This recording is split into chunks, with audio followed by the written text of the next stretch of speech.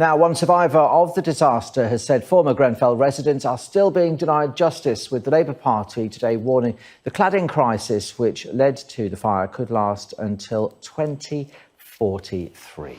We're joined now by the human rights barrister Sailesh Mehta. Hello, thank you for your time today. It's incredible to think, isn't it, those scenes we woke up to were 4 years ago today.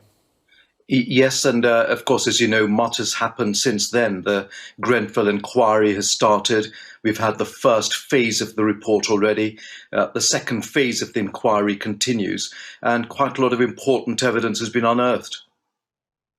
How crucial is it to finding out what happened and getting justice for the survivors, what we've learned so far during this first phase? Of course, it's crucial not only for the residents, for the victims, the families of the deceased, but also it's crucial that we learn lessons from one of the biggest fire disasters in the history of this country. What have we been able to glean so far from the inquiry into what happened and helping the families come to terms with those tragic events? I'm afraid the story that's unfolded has not been a pleasant one. It's been a story of corporate greed that's been unearthed, repeated institutional failures, and frankly, at every stage of the process that was designed to protect the residents, there have been failures. And what does it do to the families hearing all this evidence? They would no doubt believe that the fire could and should have been prevented.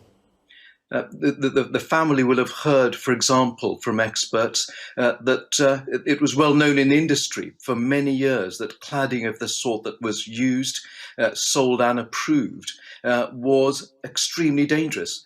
We only have to look at this country, and there was a fire in Southwark, the Lacknell House fire, and a coroner had reported to 4 home ministers about what should be done, and those lessons don't appear to have been learnt.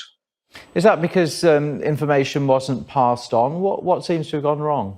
No, the coroner's report after the Lacknell House fire was repeatedly brought to the attention of a number of ministers of different parties. The sad response is that this country wanted light touch regulation and that the aim of every government was to reduce regulation, and therefore it just wasn't the time to implement very basic recommendations from that report.